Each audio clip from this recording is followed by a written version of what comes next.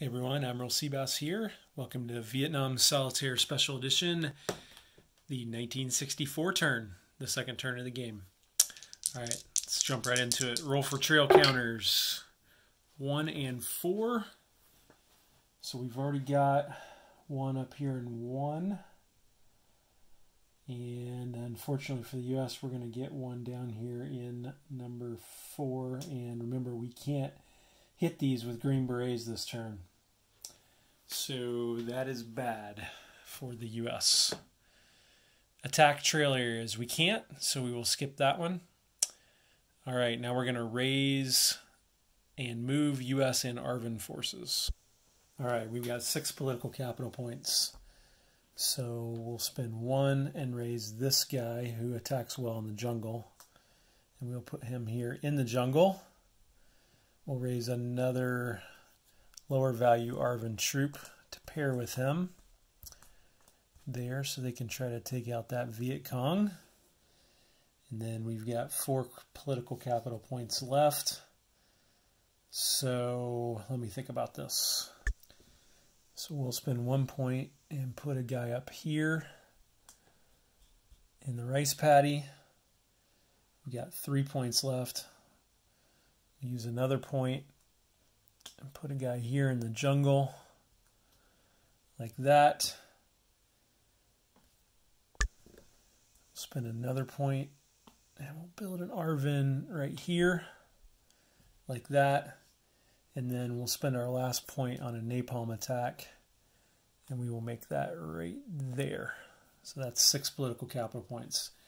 All right, so let's resolve our combat now. We'll do the napalm attack first. All right, napalm is 1 round, 1 to 4. There's a hit. So we'll move this down here and turn it over to show that we can't still use it. We can still use that guy as reaction. And the VC unit will have to be lost there by the napalm attack. And then down here, we've got an ARVN attacking at 2 in jungle and an ARVN attacking at 1 in the jungle. And then a VC defending at 2 in the jungle. And the VC misses and the ARVN hits. So we will take that. We've temporarily got control of 3 zones again. This one, and this one, but we'll have an NVA troop coming in here. All right, so place NVA and VC units.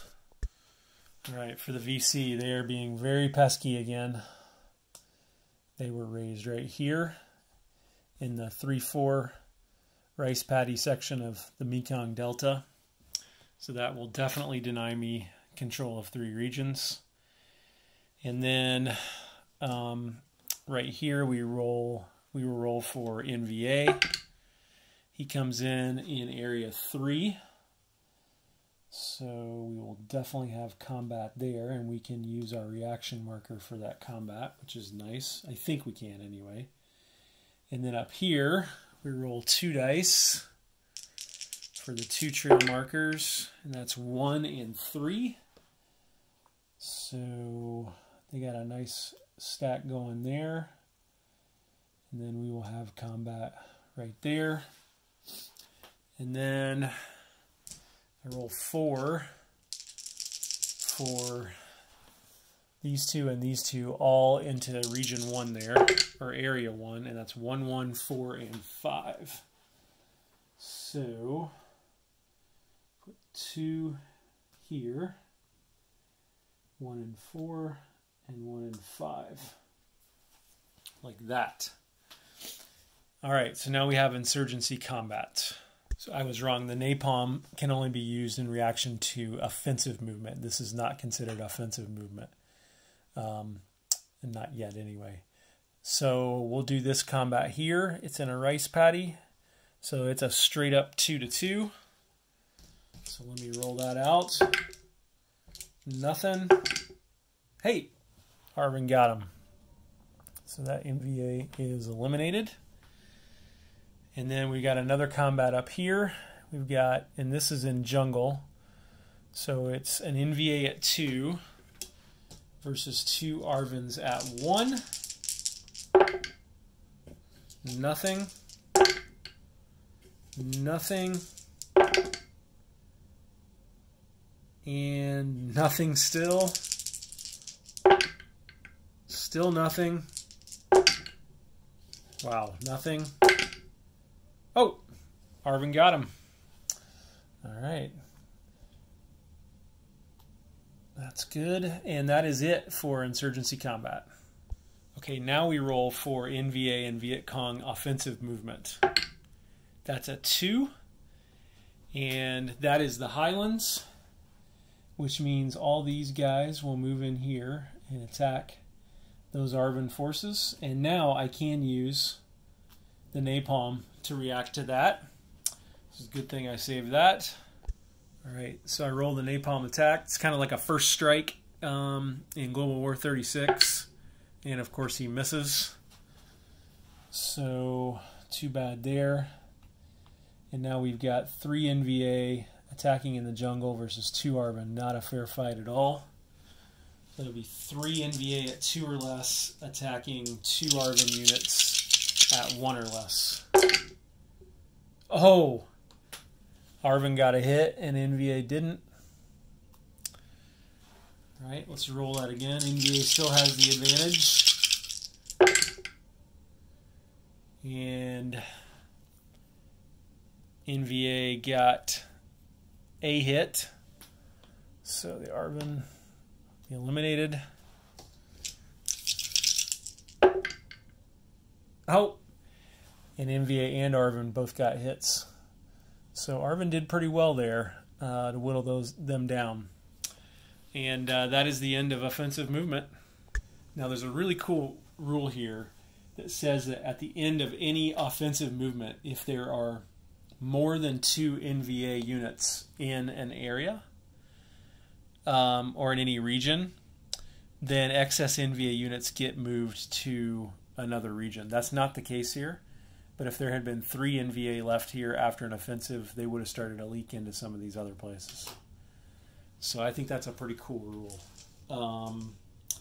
Scoring, victory check, and events roll. Well, unfortunately, I control 2 regions only. And this VC, again, kept me from controlling the 3rd. So I can't move this region control marker here to the number 1 because I haven't controlled a region yet. So, and there's obviously no victory. And then let me roll now for events, and I'm still doing a -1 modifier. And I have rolled no B-52s or Green Beret attacks again. Which is unfortunate because now that we move the game turn marker up here and prepare for game turn 3, the U.S. now goes to 15 political capital points and gets a bunch of new stuff, including these 2 B-52 units. I'm going to use some 3D printed units here for a game I'm designing called Global War 1985, just for fun. Put those there to represent my B-52 units that I now have. And I get a U.S. Air Cav. So that's this unit right here.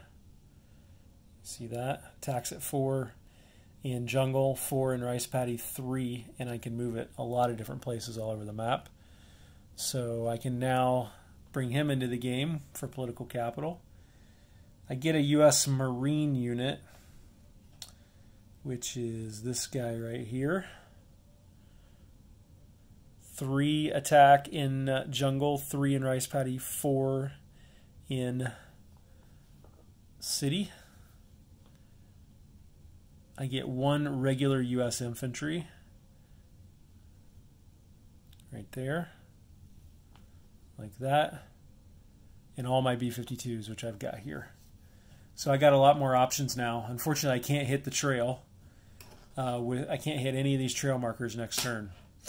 But I got 15 political capital, and I'm going to be able to get almost all of these units here onto the board.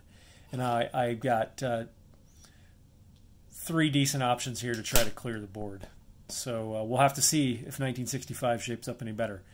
All right, Hope you enjoyed this, and we'll see you on the 1965 turn. Admiral Seabass signing off.